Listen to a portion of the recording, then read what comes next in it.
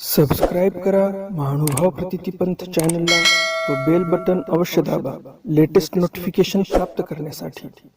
दंडवत प्रणाम। जय श्री कृष्ण।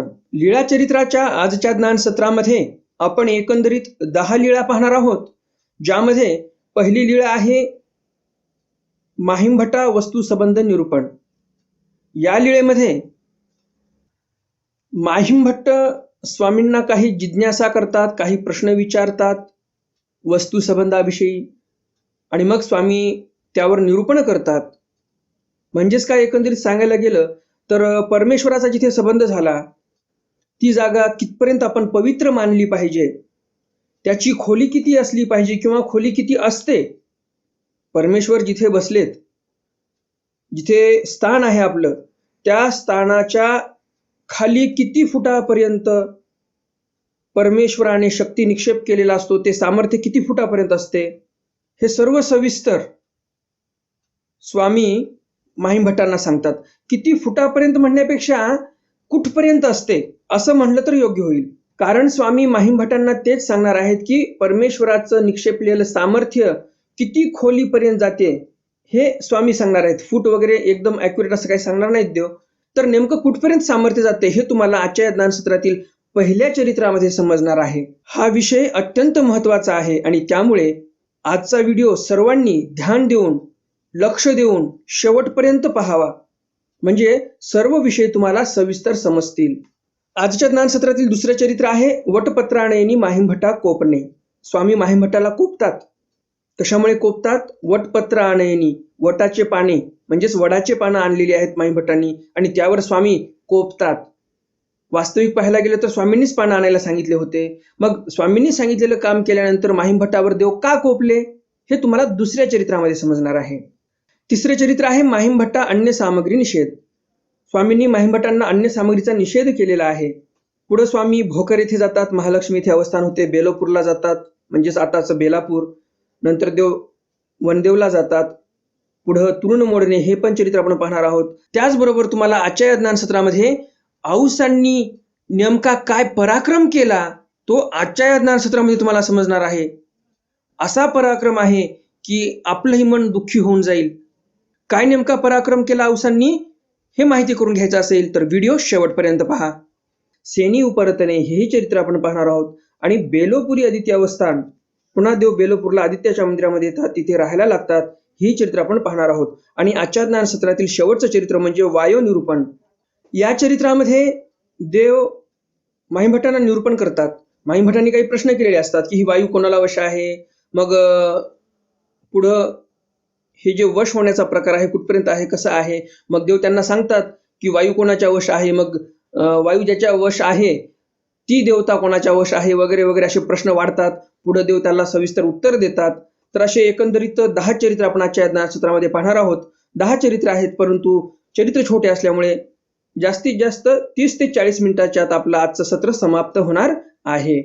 नेहमीच्याच प्रमाणे तुम्हाला आजचंही ज्ञानसत्र नक्कीच आवडणार आहे आणि त्यामुळे लगेचच्या व्हिडिओला लाईक करा आणि जास्तीत जास्त आपल्या वासनिक मंडळीपर्यंत हा व्हिडिओ शेअर करा, म्हणजे त्यांनाही या ज्ञानाचा लाभ होईल। आजचं आपलं ज्ञानसत्र सुरू करण्याअगोदर आपण आजचा तिथीवार जाणून घेऊया आणि नंतर मग आजच्या या ज्ञानसत्राला आरंभ करूया। आजचा तिथीवार आहे पौष अमावस्या, मंगळवार, प्लवनाम संवत्सर शके 1943, युगाब्ध 5123, अंग्ल दिनांक 1 फेब्रुवारी 2022। कालच्या ज्ञानसत्रामध्ये मी तुम्हाला प्रश्न विचारला होता, माहिमभट्टांनी जी दुर्डी ठेवलेली आहे गुळाची देवाच्या समोर, श्री प्रभू महाराजांच्या समोर दुर्डी भरून गुळ माहिमभट्टांनी ठेवला। उमाईसा तिथे उभ्या होत्या, परंतु उमाईसांनी ती दुर्डी उचलली नाही। श्री प्रभू महाराज गुळ खातच आहेत, श्री प्रभू महाराजांचं पोट दुखू शकते, तरी पण उमाईसांनी दुर्डी नाही उचलली। आबाईसांना आवाज दिला, आबाईसा जेवायला बसलेल्या होत्या, तरी पण उमाईसांनी आबाईसालाच बोलवलं, तर यामागचं कारण काय होतं हा कालच्या ज्ञानसत्रातील प्रश्न होता। या प्रश्नाचं बरोबर उत्तर काय आणि कुणी कुणी या प्रश्नाचं बरोबर उत्तर दिलं ते सर्व आपण व्हिडिओच्या शेवटी पाहणारच आहोत। तर मग जास्त उशीर न करता चला तर आज काही नवीन ज्ञानार्जन करूया। दंडवत हो। मी ईश्वरदास महानुभाव सर्वांचं स्वागत करतो आपल्या महानुभाव प्रतितीपंथ या युट्यूब चॅनलमध्ये। आजच्या ज्ञानसत्रातील लीळा क्रमांक आहे लीळा चरित्र उत्तरार्ध, लीळा क्रमांक 576। माहिमभटा वस्तू संबंध निरूपण. स्वामींनी माहिमभटांना वस्तू संबंधाविषयी निरूपण केलेलं आहे. वस्तू म्हणजे काय तर परमेश्वराचं जे स्वरूप आहे ते परमेश्वराचं स्वरूप जिथे संबंध देते, परमेश्वराच्या स्वरूपाच्या संबंधित ज्या वस्तू आल्या किंवा एखाद्या ठिकाणी देव जाऊन बसले तिथे परमेश्वराच्या स्वरूपाचा संबंध झाला तर त्या जागेवर परमेश्वराचा संबंध कसा कार्य करतो, कुठपर्यंत सामर्थ्य असते, त्याचं क्षेत्रफळ किती असते वगैरे वगैरे सर्व प्रश्न माहिमभट्ट विचारतात आणि त्या सर्व प्रश्नाचं उत्तर स्वामी इथे देतात. आणि म्हणून व्हिडिओ अत्यंत महत्वाचा आहे. व्हिडिओ शेवटपर्यंत पहा. येळी मार्गी माहिमभटा गोसावी यांची भेटी झाली, दंडवते घातली श्रीचरणा लागले, मग गोसावी यांची मार्गी वडातळी आसन झाले. कालच्या ज्ञानसत्रामध्ये आपण पाहिलं त्या येळीच्या रस्त्यावरच स्वामींची आणि माहिमभटांची भेट झाली आणि अशी भेट झाल्यानंतर माहिमभटांनी दंडवत घातले. माहिमभट्ट स्वामींच्या पाया पडतात आणि मग रस्त्यानेच एका झाडाखाली देव बसलेले आहेत आणि तिथे मग क्षेम वार्ता चालू होते. मग माहिमभट्टी श्रीप्रभूच्या प्रसादाच्या कुस्करियाची पोटळी गोसावियासी दर्शना केली, गोसावी नमस्करिली. यावरी माहिमभट्टी पुसले, जी जी परमेश्वराच्या संबंधा गेले जर चेतन पदार्थ ते कापा नमस्करावे. हा वृत्तांत कालच्या चरित्रामध्ये आलेलाच आहे की माहिमभट्टांनी जे काही प्रसादाची पोटळी आणली होती, लाडूचा कुस्करा होता, त्याच्यामध्ये लाडूंचा भुगा होता, काही श्रीप्रभू महाराजांचा प्रसाद होता, तो त्या पोटळ्या म्हणजे जे काही गाठोडं होतं प्रसादाचं ते स्वामींच्या हातामध्ये दिलेलं आहे. माहिमभट्टांनी गोसावी नमस्करिली, स्वामींनी त्या प्रसादाला नमस्कार केला. अन्य संप्रदायामध्ये आपण जर पाहिलं तर तुम्ही पहा त्यांच्या हातामध्ये जर आपण प्रसाद दिला, प्रसाद म्हणजे जे आपण खातो तो प्रसाद, नाही तर तुम्हाला वाटायचं देवपूजेतला प्रसाद का, तर देवपूजेतला प्रसाद नाही. प्रसाद म्हणजे जे काही कोणी नारळ फोडते, पेढा आणते देवाला, लाडू आणते, तर हा प्रसाद लोक वाटत असतात. तर तो प्रसाद जर तुम्ही अन्य संप्रदायाच्या लोकांच्या हातामध्ये दिला तर ते अन्य संप्रदायातील लोक त्या प्रसादापुढे नतमस्तक होतात, नमस्कार करतात त्या प्रसादाला हातामध्ये घेऊन आणि मग जो काही प्रसाद असेल, नारळ असेल, खडीसाखर असेल, पेढा असेल, लाडू असेल, तर ते नंतर खातात. म्हणजे त्या प्रसादाविषयी एवढे विनतकंदर असतात ते लोक. आपल्या संप्रदायामध्ये पण जे काही उपदेशी आहेत, काही उपदेशी असतात ज्यांना ते सवय पडलेली असते, त्यांना प्रसाद दिला की असं प्रसादालाच नमस्कार करतात, म्हणजे अशी मान झुकवतात आणि नतमस्तक होतात आणि नंतर प्रसाद खातात. तर तसंच अनुकरण इथे स्वामींनी स्वतः केलेलं आहे. श्रीप्रभू महाराजांचा प्रसाद आला तर त्या प्रसादाला नमस्कार केलेला आहे स्वतः स्वामींनी. मग माहिमभटांनी स्वामींना नमस्कार केला. माहिमभटांना मनामध्ये प्रश्न असतो काहीतरी, तर तो प्रश्न माहिमभट्ट स्वामींना विचारतात. माहिमभट्ट म्हणतात, परमेश्वराच्या संबंधित जे काही जडचेतन पदार्थ असतात त्या पदार्थाला आपण नमस्कार करतो, पण नेमकं त्यामागचं कारण काय, कशामुळे आपण नमस्कार करतो, हा प्रश्न माहिमभटांनी स्वामींना विचारला. तेथ काही असे, तिथे काही आहे का, किंवा प्रसन्नते लागी, किंवा मग तिथे प्रसन्नता आहे म्हणून तिथे नमस्कार करावा का आपण. सर्वज्ञ म्हणितले. मग स्वामी आता त्या प्रश्नाचं उत्तर देतात. तुमच्याही मनामध्ये प्रश्न पडलेच असतील की माणभाव पंथामध्ये देव जिथं बसले तिथले दगड आणतात आणि मग पाया पडत बसतात, हे असं का करतात माणभाव पंथामध्ये. जे काही नूतन उपदेशी आहेत त्यांच्या मनामध्ये हा प्रश्न येऊ शकतो. तर परमेश्वराचा संबंध तिथे झालेला आहे आणि त्या ठिकाणचे जे दगड पाषाण आहेत ते आपल्यासाठी दगड पाषाण नाही राहिले, तर ते आपल्यासाठी विशेष झालेले आहेत. परमेश्वराचा संबंध झाला, परमेश्वर आपल्यासाठी विशेष आहेत, महत्वाचे आहेत आणि जिथे परमेश्वराचा संबंध झाला ते मग पाषाणही आपल्यासाठी विशेष होतात, महत्वाचे ठरतात आणि मग आपण त्यांना देव्हाऱ्यामध्ये ठेवून त्यांची पूजा करतो. मग त्या पाषाणाला आपण दगड कधीच म्हणत नाही, तर ते आपल्यासाठी विशेष असतात. भटो वस्तू संबंधे शक्ती निक्षेपू म्हणूनही नमस्कारावे. स्वामी म्हणतात, भटो वस्तू संबंधे शक्ती निक्षेप. इथे वस्तू कोणाला म्हटलेलं आहे, जे ईश्वराचं स्वरूप आहे त्या स्वरूपाला इथे वस्तू म्हटलेलं आहे. आणि जिथे ईश्वराचं स्वरूप जाते आणि त्या ईश्वराच्या स्वरूपाचा जिथे संबंध होतो तिथे शक्तीचा निक्षेप होत असतो आणि म्हणून नमस्कारावे असं स्वामी सांगतात. कारण तिथे परमेश्वराच्या शक्तीचा निक्षेप आहे, ते आपल्यासाठी पवित्र झालेत म्हणून आपण त्याच्या पाया पडलो पाहिजे. माहिमभट्टी पुसले, जीजी किंपर्यंत शक्ती निक्षेप. माहिमभट्टांनी विचारलं, जीजी कुठपर्यंत शक्ती निक्षेप असतो बरं. सर्वज्ञ म्हणतील सृष्टीपर्यंत.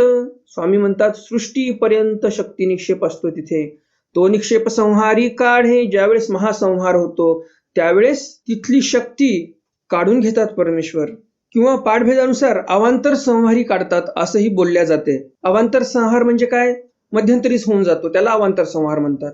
तर त्या संहाराच्या वेळेला पण शक्ती निक्षेप काढून घेतात असं पाठभेदानुसार आहे. जी जी कोठवेरी सबंधू. मग माहिमभट्ट प्रश्न करतात, जी जी संबंध झाल्यानंतर ते सामर्थ्य कुठपर्यंत असते बरं.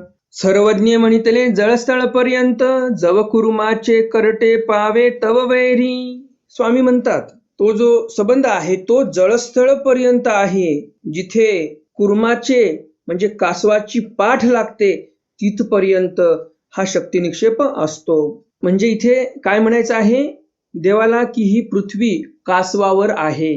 आता तुम्हाला असं वाटू शकते देव खोटं कसे काय बोलले बरं. आता एवढे सॅटेलाइट झाले, सॅटेलाइट असे गोल फिरतात पृथ्वीच्या भोवती आणि तिथे तर कुठे कासव दिसत नाही पृथ्वीच्या खाली, मग देव असे का बोलले. तर हे भावार्थ आहे. काही होय काही नव्हे त्याला भावार्थ म्हणतात. जसं काही तथाकथित पुरोगामी जे लोक आहेत, प्रोग्रेसिव्ह लोक आहेत, ते लोक म्हणतात की हे सर्व थोतांड आहे, पृथ्वी शेष नागावर आहे हे म्हणणं ही थोतांड आहे. आणि मग जे आपल्या शास्त्रांमध्ये किंवा हिंदू धर्मामध्ये जे काही कथा आलेल्या आहेत त्या कथेवर हे लोक हसतात, तथाकथित पुरोगामी सो कॉल्ड प्रोग्रेसिव्ह लोक. तर मग काय म्हणतात ते खरं फक्त अण्णाभाऊ साठे बोलले ते आहे. अण्णाभाऊ साठे बोलले की ही पृथ्वी शेष नागाच्या फण्यावर टिकलेली नसून कष्टकऱ्यांच्या मेहनत करणाऱ्या लोकांच्या हातावर टिकलेली आहे. हे जे अण्णाभाऊ साठे बोलले ते खरं आहे. मग पुरोगामी लोक खुश होतात की अण्णाभाऊ साठे बोलले ते खरं. मला कोणाला दूषण द्यायचं नाही, मला कोणाला दोष द्यायचा नाही, मी फक्त यथास्थिती जे काही आहे ते मांडण्याचा प्रयत्न करत आहे. बरं आता प्रश्न असा येतो, अण्णाभाऊ साठे बोलले की ही पृथ्वी कष्टकऱ्यांच्या हातावर तरलेली आहे. बरं ठीक आहे, मग आता हे सॅटेलाइट फिरतात त्यांना कष्टकऱ्यांचे हात कुठे दिसतात त्या पृथ्वीच्या खाली असे की ते पृथ्वी जी आहे अधर धरलेली आहे कष्टकरी लोकांनी हातावर दिसत नाही. म्हणजे अण्णाभाऊ साठेंचं पण बोलणं भावार्थे आहे. त्याचप्रमाणे जे आपले पूर्वज ऋषीमुनी होऊन गेले त्यांनी पण जे सांगितलेलं आहे की कासवाच्या पाठीवर पृथ्वी आहे किंवा शेषनागाच्या फणीवर पृथ्वी आहे, त्या काळातही जे ऋषीमुनी लोक बोलले, आपले पूर्वज बोलले, ते पण भावार्थेच होतं. या पृथ्वीवर कासव पण आहेत, याच पृथ्वीवर नाग पण आहेत आणि याच पृथ्वीवर मनुष्य आहेत कष्ट करणारे, सर्व इथेच आहेत. कोणाची भावना कशी आहे, कोणाची भावना कशी आहे, वेगळ्या वेगळ्या भावना आहेत, त्यांचे भावार्थ वेगळे आहेत. त्यामुळे हे जे बोललेलं आहे स्वामींनी की कासवाची जे कवटी असते, कासवाचं जे कवच असते, तर इथे जे स्वामी बोललेले आहेत ते भावार्थे बोललेले आहेत. खाली त्या कासवाचं कवच लागेपर्यंत परमेश्वरानं निक्षेप केलेलं सामर्थ्य जे आहे ते असते असं स्वामी बोललेले आहेत. सामर्थ्य तर तिथपर्यंत असते हे खरं आहे बरं का. मग खाली ते जे कासवाचं कवच आहे ते असेल किंवा नसेल ते पुढची गोष्ट राहिली. जी जी निक्षेपासी औरस चौरस मर्यादा कवण. मग आता निक्षेप झाला खाली कितपर्यंत जाते ते समजलं आम्हाला, परंतु औरस चौरस किती मर्यादा आहे त्या सामर्थ्याची असा प्रश्न इथे माहीम भट्टांनी विचारला. सर्वज्ञ म्हटले आऊट हात हो काजी. स्वामी म्हणतात आऊट हात. आऊट हात म्हणजे किती 3.5 हात. तर 3.5 हात औरस चौरस स्वामींचं सामर्थ्य निक्षेपलेलं तिथं असते. परमेश्वर अवतार जिथे बसले तिथून औरस चौरस आऊट हात धरायचं 3.5 हात. यावरी माहीम भट्टी पुसले जी जी वस्तू संबंधी त्रियांचा देवा जडा जडा मनुष्या काही होय. मग माहीम भट्टांनी प्रश्न केला जिथे वस्तू संबंध झाला, परमेश्वर स्वरूपाचा संबंध झाला, तिथे त्या त्रियंचाला किंवा त्या देवाला, जडाला किंवा अजडाला किंवा मनुष्याला काही मिळते का, फळ काही सुख वगैरे काही मिळते का, काही फायदा आहे का त्यांचा. सर्वज्ञ म्हणितले स्वामी उत्तर देतात भटो वस्तू संबंधे त्रियंचा योनी मोक्षू देवा आनंदू मनुष्या फळ वस्तू संबंधे जडा जडा भले. स्वामी त्या प्रश्नाचं उत्तर देतात, माहीम भट्टाच्या प्रश्नाचं. स्वामी म्हणतात वस्तू संबंधाने त्रियंचांना पण सुख मिळते.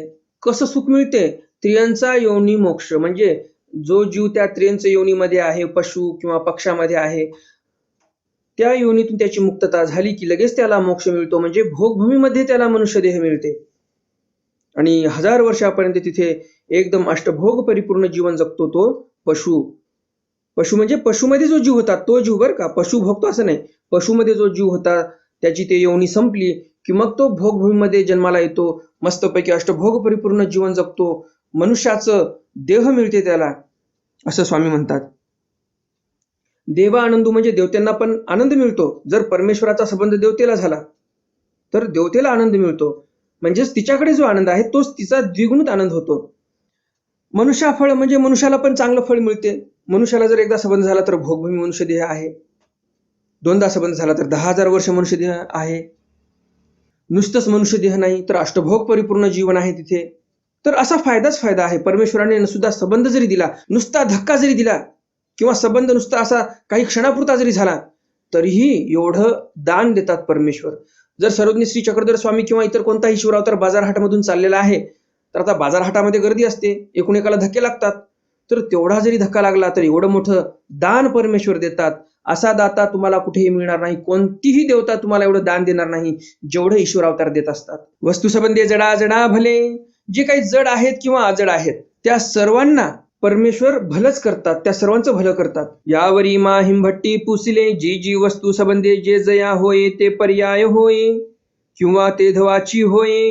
मग वस्तू संबंधामुळे जे फळ मिळालं ते तेव्हाच त्यांना मिळते, लगेच देहापाठी किंवा नंतर पर्यायाने मिळते. सर्वज्ञ म्हणते देवा आनंद तो ते धवाची. स्वामी म्हणतात देवतेला जर संबंध झाला तर देवतेला लगेच द्विगुणित आनंद होते त्याच क्षणाला. आणि येरासी तरी देहाचीच सीमा झाली आणि का प्रारब्धा जाणे नाही. आणि पुढे देव म्हणतात दुसऱ्याची जर गोष्ट केली, त्रियंचाची जे पशुपक्षी आहेत तर त्यांची जर गोष्ट केली तर त्यांना देहाची सीमा आहे. म्हणजे जर एखादा पोपट आहे, पोपटाला देवाने स्पर्श केलं, किंवा एखादी वाघीण आहे किंवा एखादा घोडा आहे, त्यांना जर स्पर्श केला एकदा तर त्या जन्मातून हा जीव निघून जाईल, ती योनी त्याची संपून जाईल. त्यावेळेस पुढे त्याला भोगभूमीमध्ये मनुष्यदेह मिळते असं देव म्हणतात. जैसे आधी राईके विके कापा बळवतरा दुर्बलम बाध्यते. मग देव म्हणतात ही योनी त्याची संपली की लगेच त्याला भोगभूमी मनुष्यदेह मिळते. कारण काय? कारण हे परमेश्वराचं दान आहे आणि परमेश्वराचं दान सर्वप्रथम मिळत असते. परमेश्वर जीवाला सुखच देतात आणि म्हणून या जीवाला लगेच सुख मिळते. आणि बळवत्तर जिथे असते ते बळवत्तर दुर्बलाला बाध्य ठरते.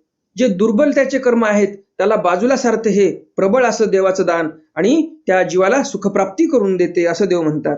म्हणून हो काजी. मग देव असं सर्व निरूपण करतात, असं असं आहे आणि म्हणून असं असं दान वर्तते असं देव माहिमभट्टाला सांगतात. मग माहिमभट्ट हो काजी म्हणतात, ठीक आहे म्हणतात. यावरी माहिमभट्टी पुसले जी जी परमेश्वराचा दानी किती भेद असती. यावर माहिमभट्ट विचारतात जी जी परमेश्वराच्या दानामध्ये किती भेद असतात. सर्वज्ञ म्हणतील चारी. स्वामी म्हणतात 4 भेद असतात. परमेश्वरापासून चतुर्विध दान आती. स्वामी म्हणतात परमेश्वरापासून 4 प्रकारचं दान वर्तते. जी जी ते कवण. माहिमभट्ट म्हणतात जी जी असं ते दान कवण म्हणजे कोणतं आहे. सर्वज्ञ म्हणितले स्वामी म्हणतात लीळा दान वस्तू संबंध एक घेऊन एक देती कैवल्य दान. मग स्वामी इथे दानाचे प्रकार सांगतात. पहिलं दान म्हणतात लीळादान. लीळादान कशाला म्हणतात? जे अनार्जित आहे, जे या जीवानं जोडलं नव्हतं परंतु देवाने ते पूर्ण दातृत्व केलेलं आहे, त्याला लीळादान म्हणतात. कर्माचं अर्जकत्व नव्हतं त्या जीवाचं तरी पण ते दान देतात देव. अनार्जित दान कशाला म्हणतात सविस्तर मी तुम्हाला ह्यापूर्वी एका व्हिडिओमध्ये सांगितलेलं आहे. हे लीळादान किंवा अनार्जित दान कशाला म्हणतात हे मी तुम्हाला उदाहरणासह या अगोदर सांगितलेलं आहे.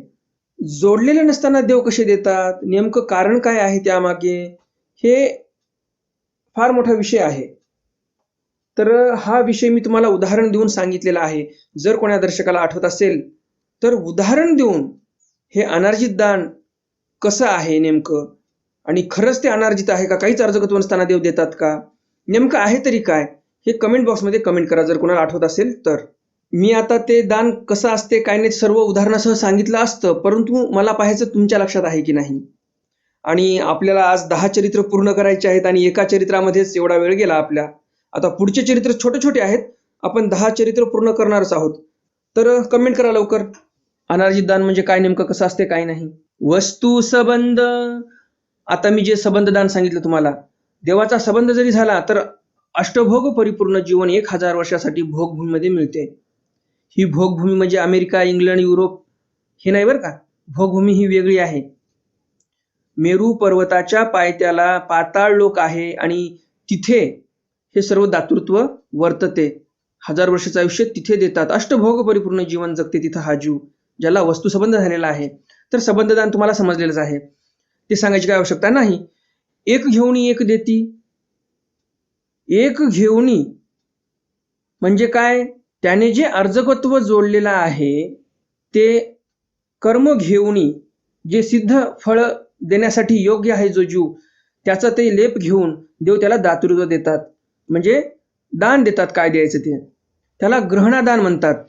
ज्याप्रमाणे एखाद्या जीवाने विद्या जोडलेली आहे तर ती विद्या त्याला प्राप्त झाली परमेश्वराकडून. त्यानं जोडलेली होती म्हणून प्राप्त झाली. त्याचा लेप लागलेला होता, तर तो लेप घेऊन देवाने दातृत्व केलं. त्याला म्हणतात एक घेऊन एक देती, म्हणजे ग्रहण करतात देव आणि मग देतात. आणि कैवल्यदान कशाला म्हणतात हे सर्वांना तर माहितीच आहे, हे तर सांगायची गरज नाही. लीळावशे पशुसी परमेश्वर विद्यानंदू देती का फळानंदू देती अनार्जित ते लीळा. लीळावशे मग परमेश्वर एखाद्या पशुला त्रियंचाला विद्यानंद देतात किंवा मग एखाद्याला फळानंद देतात. आणि अनार्जित ते लीळा म्हणजे अर्जकत्व न करता दिलं त्याला मग लीळा म्हणावी देवाची.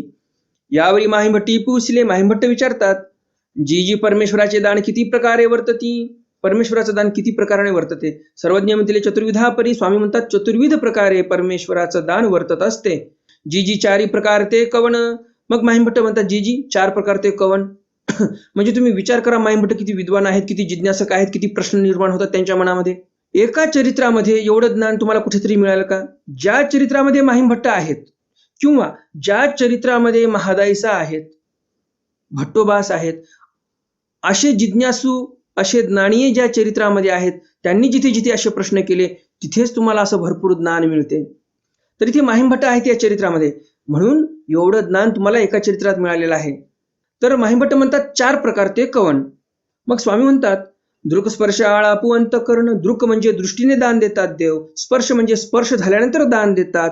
आळाप म्हणजे कोणाशी संवाद करतात आणि त्याला आनंद देतात किंवा दान देतात. अंतःकरण म्हणजे अंतःकरणातूनच सरळ त्याला दान देतात. अंतःकरणाचं कनेक्शन अंतःकरणासोबत, असं हे दान वर्तते असं देव म्हणतात. उत्तरार्ध लीळा क्रमांक 577. वटपत्राणे माहिमभटा कोपणे. माहिमभटांना वटपत्र म्हणजे वडाचे पान आणायला सांगितले, देवानेच सांगितले, पण देवच कोपतात नंतर. काय कारण होतं बरे यामागे, समोर पाहूया. गोसावियांसी आरोगणेचा समोज आला. स्वामींची जेवणाची वेळ झालेली आहे. माहिमभटा ते म्हणितले. माहिमभटाला देव म्हणतात पैल वडाची एका सात्रेयाची पाने घेऊन या. माहिमभटाला देव म्हणतात की पलीकडे जे वडाचं झाड आहे त्या वडाच्या झाडाची पानं घेऊन या, एक पत्रवाळी होईल एवढेच पानं आणा. माहिमभट्ट गेले. ते पाने बहुते घेऊन आले. भरपूर पानं वडाची घेऊन आले माहिमभट्ट. गोसाविया पुढा ठेविली. स्वामींपुढे ठेवली ते पानं सर्व. गोसावी 7 पानाची पातळी आकारली. स्वामींनी फक्त 7 पानाची एक पत्रवाळी आकारली, म्हणजेच असा आखाटा देऊन एक पत्रवाळी अशी तयार केली, फक्त असे पानं जोडून जोडून. सर्वज्ञ म्हणते ये लागली. स्वामी म्हणतात एवढे पानं आम्हाला लागतात. ये न लगती, बाकीचे पानं आम्हाला लागत नाही. तरी ये मागीला तू घाली जेती. माहिमभट्ट म्हणतात मग असं आहे का, तर मग आता हे जे पानं तोडून आणले, पाप तर झालं, आता त्या झाडाला तर दुःख झालं, पाप लागलं मला, आता हे पाप मागीला तू घाला. म्हणजे दीक्षा घेण्याच्या अगोदर मी जसा होतो ना, त्या काळामध्ये पानं तोडलं तरी काही वाटत नव्हतं ना, तर त्या खात्यामध्ये जमा करा. माझ्या जे दीक्षा घेण्याच्या अगोदरचं खातं आहे, त्यावेळेस मी जे काही पाप पुण्य केलेत त्या जमा खात्यामध्ये माझं हे आताचं पाप जमा करा. दीक्षा घेतल्यानंतर हे पाप नका लावू, कारण की दीक्षा घेतल्यानंतर याचं मला जास्त पाप लागेल. म्हणजे माहिमभट्ट बघा किती हुशारी करतायत इथे, म्हणजे किती हुशारपणा इथे माहिमभट्ट देवाला दाखवतात. पुढे मग देव काय म्हणतात, सर्वज्ञ म्हणितले तैसे कागा होईल. स्वामी म्हणतात अरे असं कसं काय चालते, असं नाही होणार. ये मागीला तू न पडती. आता मागल्यामध्ये नाही पडणार हे, आता दीक्षा घेतल्यानंतरच हे तुम्हाला पाप लागणार. आता मग गोसावी अशी ते आरोगणा झाली. देवाला तिथे आरोगणा झाली. गुळा झाला विडा झाला, गुळा झाला विडा झाला.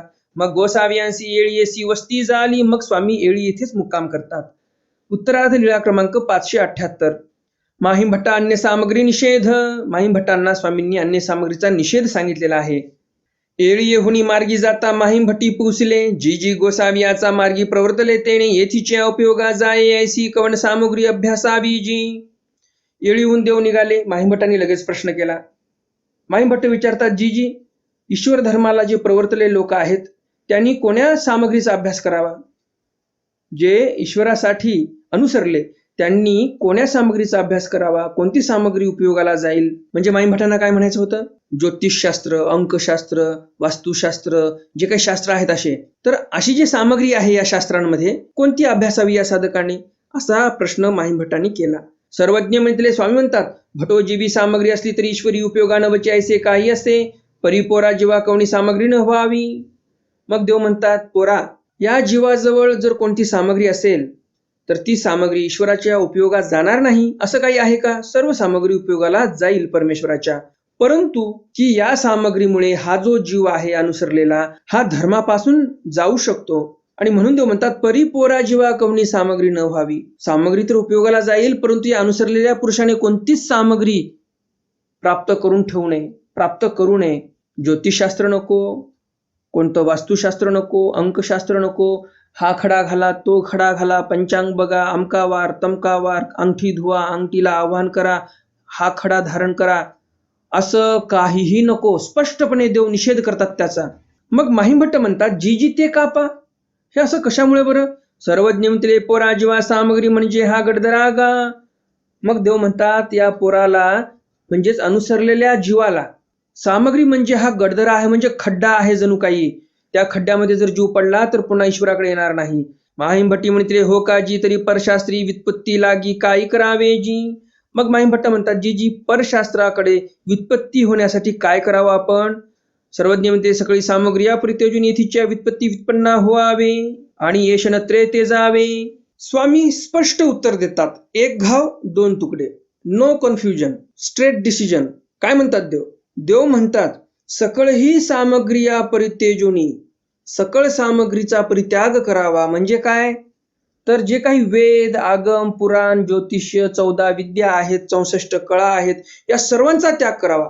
काही एक असं पाहू नये. ज्योतिष किंवा पंचांग किंवा असं असते ना, जे आपल्या मानव पंथामध्ये पण साधू संत आता पाहायला लागलेले आहेत. तर देव म्हणतात की याचा त्याग केला पाहिजे. हे ज्योतिषशास्त्र या जीवाला खड्ड्यामध्ये नेऊन टाकेल. किंवा जे काही वेद, आगम, पुराण आहेत, 14 विद्या, 64 कळा, आता या व्यतिरिक्त काही उरलंच नाही. एकंदरीत देव म्हणतात ब्रह्मविद्या व्यतिरिक्त जेवढं काही शास्त्र आहे त्याचा त्याग केला पाहिजे आपण. पुढे देव म्हणतात येथीच्या व्युत्पत्ती व्युत्पन्ना व्हावे. येथीच्या म्हणजे परमेश्वराच्या ठिकाणी जे व्युत्पत्ती म्हणजे परमेश्वराचं जे शास्त्र आहे ब्रह्मविद्या शास्त्र, त्या शास्त्राच्या ठिकाणी व्युत्पन्ना व्हावे. म्हणजे तिथे ब्रह्मविद्या शास्त्राचा उहापोह करावा, कोण्या गुरुकडे जावं, ब्रह्मविद्या शास्त्र घोकावं, त्या ब्रह्मविद्या शास्त्राचं चिंतन, मनन, अध्ययन, अध्यापन सर्व व्यवस्थित करावं, आपणही शिकावं.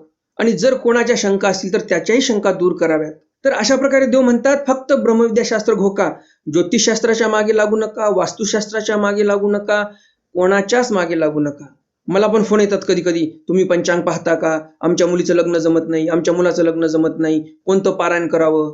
देवाने तर सांगितलं असे कामं करू नका, कोणाला काहीही सांगू नका. हा खडा घाला, तो खडा घाला, पंचांग बघा, कोणाच्या कुंडलीमध्ये मग पितृदोष आहे, पितृदोष नसण्यासाठी काही पारायण करा, पितृदोष नसण्यासाठी काही दुसरे विधी विधान करा.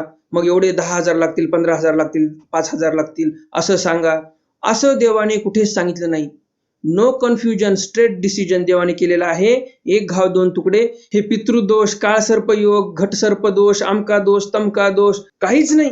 देव म्हणतात अरे तू माझा हो, कोणता काळसर्पयोग येतो किंवा घटसर्प किंवा काय असते ते पितृदोष, अरे काहीच येणार नाही, तू माझ्या शरण ये अनन्य भावे, असं देव स्पष्ट सांगतात. तुम्ही जर ब्रह्मविद्याशास्त्राचं अध्ययन केलं, सर्वस्वी या ब्रह्मविद्या माऊलीला देऊन टाकलं तर तुमच्यावर कोणतंच संकट येणार नाही. पुढे देव म्हणतात एषणत्रय ते जावे. ज्या 3 एषणा आहेत म्हणजे कोणत्या? पुत्रेषणा, वित्तेषणा आणि लोकेषणा. एषणा म्हणजे काय? तर इच्छा, आकांक्षा आपल्या, त्या 3 आहेत. पुत्रेषणा म्हणजे मनामध्ये इच्छा असते, अरे पुत्र झाला पाहिजे, पुत्र झाला पाहिजे, मुलगा झाला पाहिजे, ही झाली पहिली एषणा म्हणजे पहिली इच्छा. दुसरी इच्छा असते वित्तेषणा, वित्त पाहिजे, पैसा पाहिजे, पैशासाठी सर्व धावपळ चालू आहे. आणि लोकेषणा, लोक चांगले म्हणले पाहिजे, मला लोकांमध्ये माझी इमेज राहिली पाहिजे, 4 लोकांनी मला उठून नमस्ते केलं पाहिजे. ह्या ज्या एषणा आहेत याचा त्याग केला पाहिजे आपण. म्हणून देव म्हणतात एषणत्रे ते जावे, न तेजे तरी गडदरा पडेल. याचा जर त्याग तुम्ही केला नाही तर तुम्ही नक्कीच खड्ड्यात पडणार, असं देव स्पष्ट म्हणतात माहिमभटांना. काय म्हणतात देव? न तेजे तरी गडदरा पडेल. म्हणून या सर्व सामग्रीचा त्याग केला पाहिजे आपण, नाहीतर आपण खड्ड्यात पडणार. त्याग केला तर खड्ड्यात नाही पडणार, त्याग नाही केला खड्ड्यात पडणार, म्हणजे देव भेटणार नाही आपल्याला. यावरी माहिमभट्टी म्हणते जी माझी जे तुकी सामग्री ते तुकी आजी लागून गोसावियाचा श्रीचरणी अर्पिली. माहिमभट्ट काय कमी होते का? षडशास्त्र संपन्न ब्राह्मण, विद्वान पंडित. आणि मग माहिमभट्ट म्हणतात जी आजपासून माझ्याकडे जेवढी सामग्री आहे ते ईश्वरचरणी मी अर्पण करत आहे, असं देवाच्या समोर बसून माहिमभट्ट म्हणतात. म्हणून ही दंडवते घातली श्रीचरणा लागले, देवाच्या पाया पडतात, साष्टांग दंडवत घालतात आणि सर्व सामग्री माहिमभट्ट स्वतःची देवाला अर्पण करतात. उत्तरार्ध लीळा क्रमांक 579. भोकरी महालक्ष्मी वस्ती. जे भोकर आहे नगर जिल्ह्यामध्ये, त्या भोकरला एक महालक्ष्मीचं मंदिर होतं, तिथे देवाचा मुक्काम पडला. आताही त्या भोकर गावामध्ये स्थान आहे आपलं. त्या भोकरवरनं डोमेग्रामला जाता येते. डोमेग्रामच्या जवळच आहे ते भोकर. उत्तरार्ध लीळा क्रमांक 580. बेलोपुरी सिद्धनाथी अवस्थान. बेलोपूर या ठिकाणी सिद्धनाथाच्या मंदिरामध्ये स्वामींचं अवस्थान झालेलं आहे. मग गोसावी बेलोपुरासी बीजे केले. तेथ पूर्वाभिमुख सिद्धनाथाचे देऊळ. तेथ चौकी दिस 5 अवस्थान झाले. भैरवाची देवळी पूजावसर होई. स्वामी बेलापूरला गेले. पूर्वाभिमुख सिद्धनाथाचं मंदिर होतं. तिथे चौकामध्ये देव 5 दिवस राहिले आणि भैरवाच्या मंदिरामध्ये पण तिथे कधी कधी देवाचा पूजावसर व्हायचा. उत्तरार्ध लीळा क्रमांक 581. वनदेवी अवस्थान. वनदेवाच्या मंदिरामध्ये देव राहायला लागलेले आहेत. मग गोसावी वनदेवाच्या देवळासी बीजे केले. मग देव वनदेवाच्या मंदिरामध्ये गेले. तेथ गोसावियासी अवस्थान झाले. दिस 10. तिथे स्वामींना 10 दिवस मुक्काम झालेला आहे. 10 दिवस तिथे राहिलेले आहेत देव बेलोपूरच्या वनदेवामध्ये. बेलोपूर म्हणजेच बेलापूर बरं का. चरित्रामध्ये बेलोपूर आलेला आहे या ग्रंथामध्ये. उत्तरार्ध लीळा क्रमांक 582. तृणमोडणे. औसांनी स्वामींना तृण म्हणजे गवत आणायला लावलेलं आहे. स्वामींना कामाला लावलेलं आहे औसांनी. बघूया नेमकं कोण्या प्रकारचं काम आहे ते आणि औसांनी का काम सांगितलं ते समोर पाहूया. मनाला वेदनादायक असं चरित्र आहे हे. भट माहीम भट सेजा गावा काही आप जो गेले होते. औसा ते सर्वज्ञ म्हणितले नायका काही व्यापारू न करा. आणि येचीच्या आरोगण्याची चिंता न करा ते काही. माहीम भट्ट आणि भट्टोबास शेजारच्या गावामध्ये गेले काही अब्जन करण्यासाठी. काही साहित्य लागत असेल देवाला ते अब्जन करण्यासाठी म्हणजे मागण्यासाठी गेले. पीठ तांदूळ गहू काही अशा वस्तू आणण्यासाठी गेले. मग औसांना स्वामी म्हणतात, नायका तुम्ही काहीच काम करत नाही आज. आमच्या जेवणाची पण चिंता नाही तुम्हाला. असं कसं काय बरं. औसी म्हणितले जी जी स्वामी जगन्नाथा सरपण नाही काहीसेन रांधूजी. औसा म्हणतात जी जी स्वामी जगन्नाथा सरपणच नाही, काही लाकडं नाहीत जाळण्यासाठी. मग आता स्वयंपाक कसा होईल बरं. मग गोसावी वनदेवा दक्षिणे विजय केले. देवच गेले मग आता सरपण आणायला. औसांनी जाऊन सरपण आणण्याचं काम होतं की नाही. औसांनी ते केलं नाही. देवाला पाठवलं काम करण्यासाठी. तेथ तरवंटे वाळले होते. तरवंटे म्हणजे काय तर तरोटा. सर्वांनाच माहिती आहे तरोटा कसा असतो तो. तर तरोटा वाळलेला होता. ते गोसावी श्रीकरे मोडिले. कवळी भरी आणिले. देवाने स्वतः तो तरोटा मोडला वाळलेला. 1 कवळीभर म्हणजे 2 हातामध्ये जेवढं मावेल तेवढं घेऊन आले देव. वनदेवापाशी सेहाडे नसी घातले. वनदेवापाशी जे सेहाडणं होतं म्हणजे सिंहाचं मुख तयार केलेलं होतं तिथे ते सर्व तरोटा आणून टाकला. सर्वज्ञ म्हणते नायका सरपण घ्या. स्वामी म्हणतात नायका हे घ्या तुमचं सरपण, करा स्वयंपाक आता. इतक्या दिवसापर्यंत मी तुम्हाला सांगायचो की भटोबासांना आठवण यायची बाईसांची, भटोबासांना आठवण यायची बाईसांची. आता इथे बघा देव काय वाक्य वापरतात आणि हे ऐकून तुम्हाला खूप दुःख वाटेल. औसा म्हणतात जी जी स्वामी जगन्नाथा बरं झालं आणलं, आता लागते स्वयंपाकाला. सर्वज्ञ म्हणितले नायका बाईसे असती तरी काय येत व्यापारू सांगती. स्वामी म्हणतात औसांना नायका बाईसा जर असत्या तर असं काम आम्हाला सांगितलं असतं का. तुम्हासी पा म्हणवले, परंतु तुम्हाला ते म्हणवल्या गेलं. तुमची तेवढी हिंमत झाली, तुम्ही आम्हाला काम सांगितलं. जी जी नेण्याची जी स्वामी जगन्नाथा औसांचा ठरलेला डायलॉग होता. काही आम्हाला माहीतच नव्हतं, काही आम्हाला माहितीच नव्हतं. आता कितपर्यंत हाच डायलॉग वापरायचा बरं. आणि असं म्हणून श्रीचरणा लागली असं म्हणते औसानी स्वामींच्या पाया पडते. आणि दरवेळेसच्या प्रमाणे स्वामींनी औसांना माफ केलेलं आहे. उत्तरार्ध लीळा क्रमांक 583. शेणी उपरतणे. स्वामींनी स्वतः शेण जमा केलं आणि आणलेलं आहे. शेणी उपरतणे म्हणजे काय. चुलीमध्ये जाळण्यासाठी गवऱ्या आणल्या. रानामध्ये शेण पडलेलं असते ते वाळल्यानंतर त्याच्या गवऱ्या होतात. आपण चुलीमध्ये जाळू शकतो, स्वयंपाक होऊ शकतो त्यावर. एकुदी गोसावी वनदेवा दक्षिणे विजय केले. एके दिवशी स्वामी वनदेवाच्या दक्षिण दिशेला गेले. तेथ शेणी वेचिलिया. तिथे रानामध्ये शेण पडलेलं होतं. ते शेण वाळलेलं होतं, गवऱ्या तयार झालेल्या होत्या, तर त्या गवऱ्या वेचल्या. बाहिरवासाची ओटिये भरिलिया. जो बहिर्वास देवाने नेसलेला होता, जो स्वामींचा बहिर्वास होता, त्याची देवाने ओटी तयार केली आणि त्यामध्ये त्या सर्व गवऱ्या भरल्या. आणून सिंहाड्या पाशी घातलिया. त्या सिंहाच्या मुखापाशी त्या सर्व गवऱ्या आणून टाकल्या.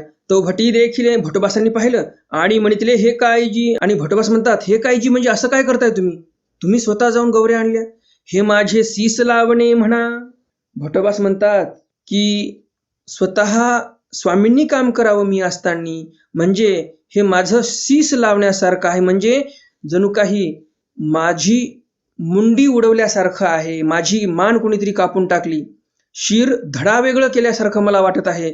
मी असताना, म्हणजे मी स्वतः भक्त असताना स्वामींनी गवऱ्या आणाव्या शेतातल्या वेचून, म्हणजे हे माझ्यासाठी मृत्यूदंडासारखं काम दिसत आहे मला. हे माझं शीस लावल्यासारखं मला वाटत आहे.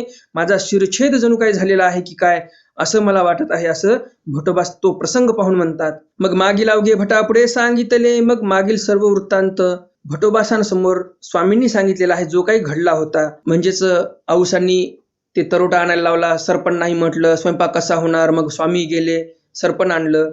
तर हा प्रसंग जो घडला पूर्वी, तो सर्व प्रसंग स्वामींनी भटोबासांना सांगितला. मग भट आऊसावरी कोपले. मग भटोबास आऊसावर भयंकर कोपतात. मग भटी गोसावियासी कापड मादने दिधले. मग भटोबासांनी स्वामींना कपडा ओला करून मादने दिलेला आहे, त्याला कापड मादने म्हणतात. ओला कपडा करणे आणि अंग पुसून घेणे, त्याला कापड मादने म्हणतात. मग गोसावियासी पूजा उसरू झाला, आरोगण झाली, गुळा बिडा झाला. भट माहीम भटा आऊसा प्रसादू झाला. मग स्वामींनी आरोगणा केली, गुळा झाला, विडा झाला. भटोबासांनी, माहीम भटांनी आणि आऊसांनी प्रसाद घेतला स्वामींच्या ताटातील. उत्तरार्ध लीळा क्रमांक 584. बेलोपुरी आदित्य अवस्थान. बेलोपूर येथे, म्हणजेच बेलापूर येथे आदित्याच्या मंदिरामध्ये स्वामींचं अवस्थान झालेलं आहे. मग गोसावी आदित्याच्या देवळाशी बीजे केले. मग देव आदित्याच्या मंदिरामध्ये गेले, तेथ अवस्थान झाले, तिथे देव राहायला लागले. किती दिवस राहिले? मास आऊट मास देव तिथे राहिले. आऊट म्हणजे काय? 3.5 मास म्हणजे महिने. 3.5 महिने देव बेलोपूरला राहिलेले आहेत. उत्तरार्ध लीळा क्रमांक 585. वायो निरूपण. स्वामींनी वायो म्हणजे वाऱ्याविषयी निरूपण केलेलं आहे. गोसावियांसी आदित्याच्या देवळी रिगता उजव्या हाता सोंडीवरी पूर्वाभिमुख आसन असे. स्वामींना आदित्याच्या मंदिरामध्ये रिगता उजव्या हाता सोंडीवर आसन होतं. जे सोंड तयार केलेली होती मंदिरात प्रवेश करताना, त्या सोंड्यावरच देव बसलेले आहेत. गोसावियापाशी माहीम भट्ट असती वारा वाजतू होता. स्वामींपाशी माहीम भट्ट बसलेले होते, वारा वाजत होता. तो पहिला कडोनी वाहटुळ भवंत भवंत येत होती. पलीकडून एक वाहटुळ येत होती, भवत भवत, म्हणजे गोल फिरत फिरत अशी वाहटुळ येत होती. माहीम भट्टी पुसले, जीजी हा वारा के वसे. माहीम भट्ट विचारतात स्वामींना की जीजी हा वारा कोणाच्या वश आहे बरं? सर्वज्ञ म्हणितले हे अन्य वसे. स्वामी म्हणतात हा वारा अन्य वसे म्हणजे वरच्या देवतेच्या वश आहे. म्हणजेच जी युगाधिष्ठात्री देवता आहे तिच्या अधीन हे वारा आहे. जी जी ते किम वसे. मग पुन्हा माहीम भट्ट म्हणतात मग ती देवता कोणाच्या वश आहे? ते अन्य वसे. ती देवता वरच्या देवतेच्या अधीन आहे. ते किम वसे. पुन्हा माहीम भट्ट म्हणतात ती देवता कोणाच्या अधीन आहे? ते अन्य वसे. देव म्हणतात ते त्या वरच्या देवतेच्या अधीन आहे. ते किम वसे. पुन्हा माहीम भट्ट म्हणतात की ती देवता, मग वरची देवता कोणाच्या अधीन आहे? तेथची प्रवृत्ती ओळगे. शेवटी देव म्हणतात त्या सर्व देवता आमची प्रवृत्ती ओळखतात आणि त्या सर्व देवता आमच्या अधीन आहेत, असं देव इथे माहीम भट्टांना सांगतात. तर अशा प्रकारे आजच्या ज्ञानसत्रातील 10ही लीळा तुम्हाला नक्कीच आवडल्या असतील. आणि काही लीळा ज्या होत्या त्या वेदनादायक होत्या, देवाला काम करावं लागलं. तर नक्कीच त्या लीळा आपल्यालाही वेदनादायक आहेतच, कारण बाईसा नसल्यामुळे सर्व अशा घटना घडत आहेत. बाईसा असत्या तर बाईसांनी देवाला कामाला लावलं असतं का? नाही. औसा होत्या आणि त्यामुळे औसा देवालाच काम सांगायच्या. तर अशा प्रकारे आजचं हे ज्ञानसत्र तुम्हाला नक्कीच आवडलं असेल. आणि भटोबास तर आठवण करायचीच बाईसांची, परंतु आजच्या या ज्ञानसत्रामध्ये तुम्हाला हेही लक्षात आलं की देव पण बाईसांची आठवण करायची, कारण बाईसा त्या क्वालिटीच्या भक्त होत्या. तुम्हाला तर सर्वांना माहितीच असेल, भक्तच देवाचं स्मरण करतात. परंतु आजच्या ज्ञानसत्रामध्ये तुम्हाला हेही समजलं असेल की देवही भक्ताचं स्मरण करत असतो, परंतु भक्त तसा असला पाहिजे. आपणही तसे बनलो पाहिजे. त्यासाठी तयारीला लागा आतापासून. जन्मोजन्मीचे पुण्य एकत्रित केल्यानंतर आपल्याला चांगले संस्कार लागतात आणि म्हणून आपल्याला आतापासून चांगले गुण अंगी बांधायचे आहेत. पल्ला फार लांबचा आहे आपला आणि म्हणून संस्काराची शिदोरी आतापासूनच बांधणं चालू करा. आजचं हे ज्ञानसत्र तुम्हाला सर्वांना नक्कीच आवडलं असेल आणि अजून जर तुम्ही या व्हिडिओला लाईक केलं नसेल तर लगेच या व्हिडिओला लाईक करा आणि जास्तीत जास्त आपल्या वासनिक मंडळीपर्यंत हा व्हिडिओ शेअर करा, म्हणजे त्यांनाही या ज्ञानाचा लाभ होईल. आजच्या ज्ञानसत्रातील प्रश्न आहे, स्वामी बाईसांची आठवण का करतात? हा पहिला प्रश्न. आणि दुसरा प्रश्न आहे, स्वामींनी कोण्या सामग्रीचा निषेध केलेला आहे? हा दुसरा प्रश्न आहे. तर आता पाहूया आपण कालच्या ज्ञानसत्रातील प्रश्न, त्याचं उत्तर आणि कुणी कुणी त्या प्रश्नाचं बरोबर उत्तर दिलं त्या सर्व वासनिक मंडळींची नावं. कालच्या ज्ञानसत्रामधील प्रश्न होता, श्रीप्रभू महाराजांसमोरील गुळाची दुर्डी उमाईसांनी का उचलली नाही? आबाईसांना जेवता जेवता का उठवली? या प्रश्नाचं बरोबर उत्तर आहे, आबाईसाला ह्या कारणामुळे बोलवलं कारण आबाईसांची सेवा श्रीप्रभू महाराज स्वीकार करत होते. आबाईसा श्रीप्रभू महाराजांच्या प्रवृत्तीस पात्र होत्या आणि उमाईसाने जर दुर्डी उचलली असती गुळाची तर श्रीप्रभू महाराजांनी उमाईसाला मारलंही असतं आणि 4 शिव्याही दिल्या असत्या आणि म्हणून उमाईसाची काही हिंमत झाली नाही दुर्डी उचलण्याची आणि आबाईसाला बोलावून घेतलं. बरोबर उत्तर देणाऱ्या वासनिक मंडळींची नावे पुढील प्रमाणे: तारामावशी पटाईत, तुकारामजी खानसुळे, ललिताताई कानडे, विश्वासजी गोरे, प्रभाकरजी मुंगल, निवृत्तीजी खाडे, राजारामजी भागवत, संध्याताई पाटील, विजयजी कदम, लताताई चिपडे, संगीताताई बेलखोडे, स्नेहाताई पाटील, नीलाताई घाणेकर, अरुणाताई वांगे, कमलताई टोणपे, ज्ञानेश्वरजी महाजन, सुलभाताई देशमुख, मंगलाताई पाटील, डॉक्टर सतीशजी उरे, भूपाळजी साळवे, आरतीताई कदम, राजश्रीताई माने, वैशालीताई तांबे, मुकेशजी भुयार, शालिनीताई राऊत, राजश्रीताई वर्डेकर, रुपेशजी अंजनकर, एकनाथजी माळी, पंडितजी जावळे, निर्मलाताई जावळे, नंदूजी फाये, माधुरीताई भोपळे, संतोषजी रासकर, मयुरीताई दीक्षित, दुर्गाताई भावे, लहूजी मादगुडे, रुक्मिणीताई मादगुडे, आशाताई दीक्षित, मेघनाताई राऊत, अभिषेकजी दप्तरे, मालतीताई वांगे, संध्याताई सुरेश, देवानंदजी काकडे, सोनियाताई गजभिये, सुरेशजी केके, नंदिनीताई गिरी, अच्युतरावजी अडवे, प्रज्वलजी मेहंगे, अनुपमाताई राऊत, प्रकाशजी साठे, निलेशजी निंबोळकर, रुचाताई उगले, हर्षिकाताई नाखले, अंजलीताई काकडे या सर्व वासनिक मंडळींनी अगदी बरोबर आणि अचूक उत्तरे दिलेली आहेत. तुम्हा सर्वांचं खूप खूप अभिनंदन. तुम्ही ध्यान देऊन पोथी ऐकलीत आणि अगदी व्यवस्थित आणि अचूकपणे उत्तरे दिलेली आहेत. ज्याप्रमाणे तुम्ही कालच्या ज्ञान सत्रातील प्रश्नाचे उत्तर दिलेली आहेत त्याचप्रमाणे तुम्ही आजच्याही ज्ञान सत्रातील प्रश्नाचं उत्तर नक्कीच देणार अशी अपेक्षा आहे. तर मग भेटूया उद्याच्या ज्ञान सत्रामध्ये सर्वज्ञ श्री चक्रधर स्वामींच्या काही नवीन चरित्रांसह, ज्यामध्ये लखुबाईसा उपरी भटा निरूपण, भटा वस्तू संबंध निरूपण, माहीम भटा अंतराय निरूपण, माहीम भट्टा लोकीचे श्रेष्ठत्व निषेध असे एकंदरीत 4 चरित्र आपण उद्याच्या ज्ञान सत्रामध्ये पाहणार आहोत. तर मग भेटूया उद्याच्या ज्ञान सत्रामध्ये सर्वज्ञ श्री चक्रधर स्वामींच्या काही नवीन चरित्रांसह. तोपर्यंत दंडवत प्रणाम. जय श्री कृष्ण. दंड